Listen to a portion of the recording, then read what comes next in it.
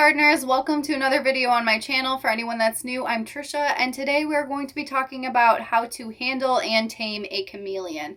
So I actually filmed a video on this kind of a while ago, and it was like so long ago that I literally didn't even understand like filming, and in the video I was not looking at the camera the entire time, and it's the most annoying thing that you could possibly imagine. So I feel bad for all of the people that had to watch that video. So I figured I would just kind of do a new video and update that and maybe add a little bit new information that I also think is helpful. And I'm actually going to look at you guys for this video, so you are welcome. So the first thing that I want to talk about when it comes to handling or taming a chameleon is your body language and approach, because I feel like this is the most important thing that comes to handling or taming a chameleon, because instinctually they can be pretty feisty, especially veiled chameleons, which is what I have. They are known to be very, very sassy and not really like handling and basically just hate their humans. But there are ways to overcome this, and I was able to do that with Banba, and hopefully this video will be able to help you guys do that with your chameleons as well. So again, back to approach. So veiled chameleons are arboreal lizards. Also, if you hear crunching, that is my dog. I don't know if you can see him. He is eating a rabbit ear, and it is very crunchy, so you get a little bit of ASMR for this video as well. But basically, veiled chameleons are arboreal lizards, meaning that they live up in the trees. So they have a lot of predators that come from above them, because there are birds everywhere, and birds might go and snag a chameleon, or any other animal may just go and snag them. So they are always going to be very defensive if you ever come at them from above them. So that's something that you should never, ever, ever do with any chameleon, because they're not going to be happy about it. So the best way to approach a chameleon is to go underneath of them. You always want to be under them, your head under them, your arms under them. You never want to reach above them, because they are going to get very pissed off that way, and that is not something that you should be doing. So basically, when you're going to be going around them, I always lean down and I'm lower than Banba, so that way he's higher up than me. It makes him feel more secure and more comfortable. And then if I try to handle him, I always reach out from under him. And here's another thing. I'm not sure if this is all chameleons or if it's just my chameleon, but Banba hates hands. It's the weirdest thing ever. Like, if I reach out with my hand, he gets all like defensive and weird. He'll puff up. He'll be like, oh, get away from me. But he likes to climb on my arm right here. So this may be because of how I trained him with feeding, because I basically used my arm and not my hand. So the hand is still a dangerous place for him, but my arm is safe. So what I do is I literally extend my arm like this, and he just has this safe little sanctuary place, and this is literally his tree. So I am just a tree to him, and I give him more freedom outside of his enclosure, and he appreciates that. But that is how I approach him always, even when he was a baby.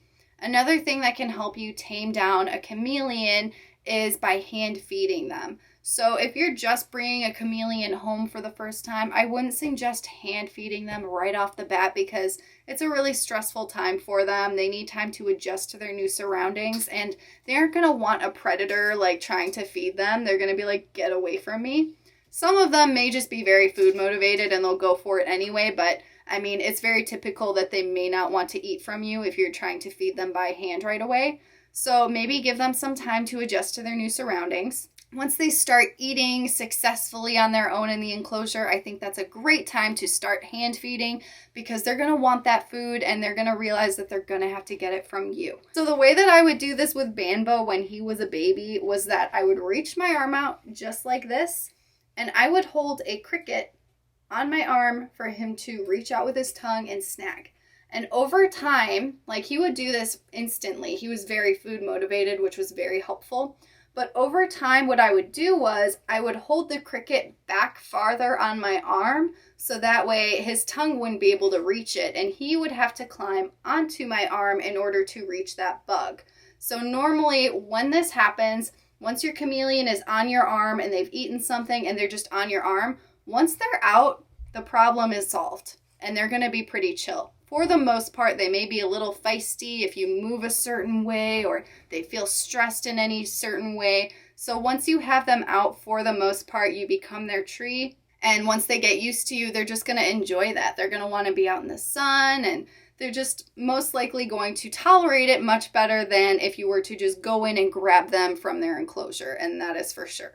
So normally getting them out is the hardest part about owning a chameleon. A lot of people want chameleons that they can handle. Sometimes chameleons really aren't the best animal for handling, but I mean, it can be achieved, and it can be achieved through hand feeding, and that's how I did it with Banba. And now to this day, like, he comes to the front, he lets me know when he wants to come out. I give him my wrist and arm because he's offended by my hand, and then he comes right out. So I'm going to show you guys how I do this with him.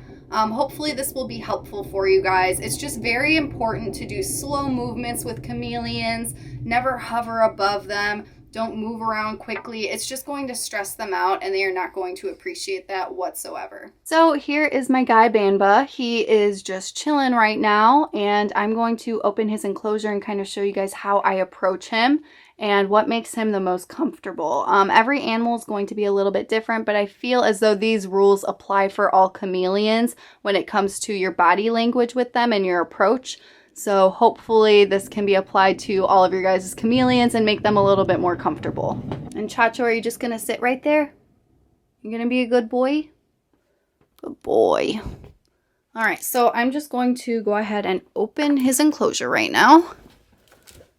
Thank you for moving, Chach. All right, so we have Banba right here. So I have built a relationship with this chameleon. I can tell by the way that he's looking at me right now that he wants to come out. So right now what I'm doing is I'm sitting actually below him. I am holding a camera up to him, which he doesn't like cameras. That's something he really doesn't like. But as you can see, his little foot is moving. He wants to come out. So I'm going to go ahead and offer him my arm from below. I'm never just going to go ahead and grab him because he's not going to like that. It may take him a minute. He thinks about it. He doesn't know what he wants right away. Once I take my arm away, he always moves quicker because he really wants to come out. So I kind of force him to make the decision. And there we go. So he has officially committed to coming out. And he does his little scoot to make sure he's comfortable. He wants to wrap his tail on something to feel safe and secure. And that is how I take my guy out.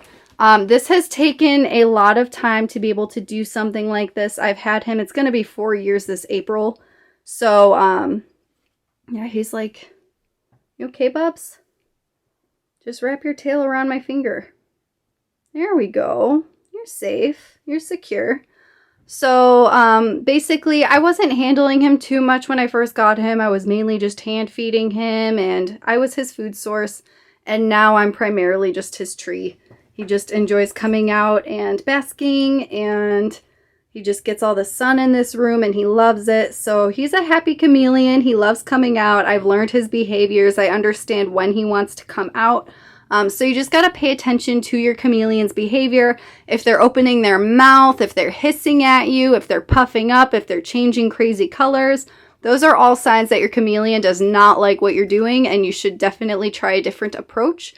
So just be very patient. That's like the #1 tip with chameleons. You have to be extremely patient with them and just try to make them as comfortable as possible, because these guys are very highly prone to stress, and stress is not good on their bodies. So you just want to make sure that they're comfortable as much as you possibly can. So this is my little grandpa. You did excellent, Banba.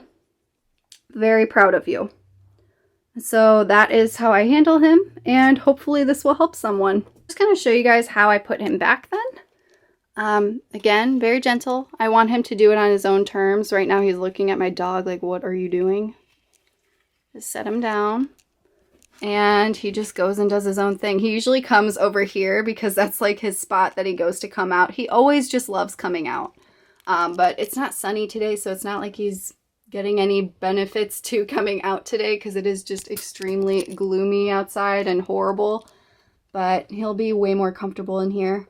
So yeah, that is how I take him out and how I put him back. So those are my tips for handling and taming a chameleon. You just have to be like a chameleon. You need to think how they think. You need to picture yourself being this vulnerable lizard that just kind of looks like a grandpa up in a tree, is very slow moving, and things just want to grab you and touch you and potentially eat you because you'd probably be grumpy too.